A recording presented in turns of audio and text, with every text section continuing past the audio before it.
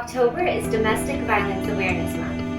In this video, we're going to cover one type of domestic violence called intimate partner violence. Intimate partner violence is defined as various types of harm by a previous or current partner or spouse across relationships of any gender, age, race, or sexual orientation, and can take place in these different forms: physical, technological, sexual, financial, psychological and emotional, verbal, spiritual/cultural. Now, let's go to the community for some facts and statistics about intimate partner violence. 20 people per minute are physically abused by an intimate partner in the United States.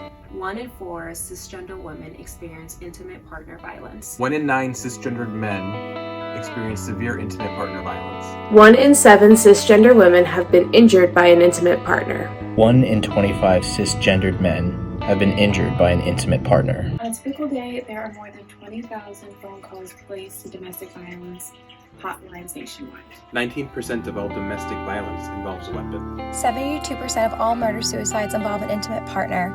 94% of the victims of these murder-suicides are female. In 2008, domestic violence was declared a public health emergency in Massachusetts. 1 in 15 children are exposed to intimate partner violence each year. Studies suggest that there is a direct relationship between intimate partner violence and depression and suicidal thoughts. Between 21 and 60% of victims of intimate partner violence lose their jobs due to reasons stemming from the abuse. A total of 8 million days of paid work is lost each year due to domestic violence. 1 in 10 high school students has experienced physical violence from a partner in the last year alone. Intimate partner violence alone affects more than 12 million people every year. 30% to 60% of intimate partner violence perpetrators also abuse children in the household.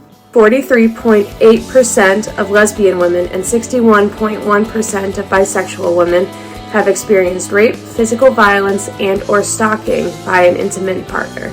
26% of gay men and 37.3% of bisexual men have faced rape, physical violence, and/or stalking by an intimate partner in their lifetime. Transgender victims are more likely to experience domestic violence in public compared to those who do not identify as transgender. 20% of LGBTQIA victims have experienced some form of physical violence. 16% of LGBTQIA have been victims to threats and intimidation.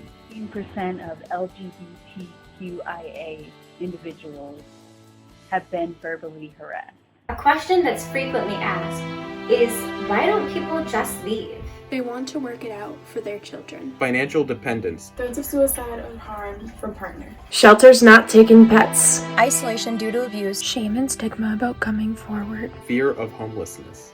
Cultural pressure against divorce. Love. Wanting to protect the abuser. Pressure from friends and family to stay. Believing promises of change. Blaming yourself for the abuse is often a result of gaslighting. The fear of having to start over with someone new. Fear of deportation. Fear of law enforcement. Fear of losing custody of children. Fear of not being believed. Societal beliefs that domestic violence does not happen in LGBTQ partnerships. The dangers of outing oneself and risking rejection from family, friends, and society. What are some of the warning signs that a relationship is becoming abusive? Threaten to kill themselves if you ever break up with them. Wants you all to themselves. Insists that you stop hanging out with family and friends. Wants you to stop participating in hobbies or wants you to quit school or work. Threaten to kill you if you leave them. Excessive jealousy. Wants to know where you are all the time. Criticizes or puts you down. Not taking responsibility for their actions. Does not honor your boundaries. Destroying your property or threatening to hurt or kill your pet. Intimidating you with guns, knives, or other weapons. Looking at you or acting in ways that scare you. History of abusive relationships. Taking your money and running up credit card debt. Preventing you from making your own decisions. Shoving, slapping, choking, or hitting you. Attempting to stop you from pressing charges. Pressuring you to have sex when you don't want to, or doing things sexually you're not comfortable with. Preventing you from using birth control, or pressuring you to become pregnant when you're not ready. Pressuring you to use drugs or alcohol. Idolizing you in the early stages and pressuring you to commit very quickly. Expecting you to spend all of your free time with them and saying things like, I am all you need and you are all I need. telling you how to dress without you asking for their advice. If you or someone you know recognizes any of these signs, help is available. Let's take a look at some local resources. Dove, located in Quincy. HAWC is located in Salem, Lynn, and Gloucester. The Network LaRed is located in Boston. New Hope, located in Attleboro, Taunton, Milford, and Southbridge. Welcome to SAFE. We're located here in Norfolk, Mass. Voices Against Violence, located in Framingham. Wayside, located in Milford. YWCA, located in Worcester. SAFELINK, connecting survivors to emergency shelters across the Commonwealth. Remember, intimate partner violence is never the survivor's fault, and no one deserves or asks to be hurt or disrespected by their partner. You can take a look at the resources at the end of this video for more information. Your life is worth it, and there is always hope.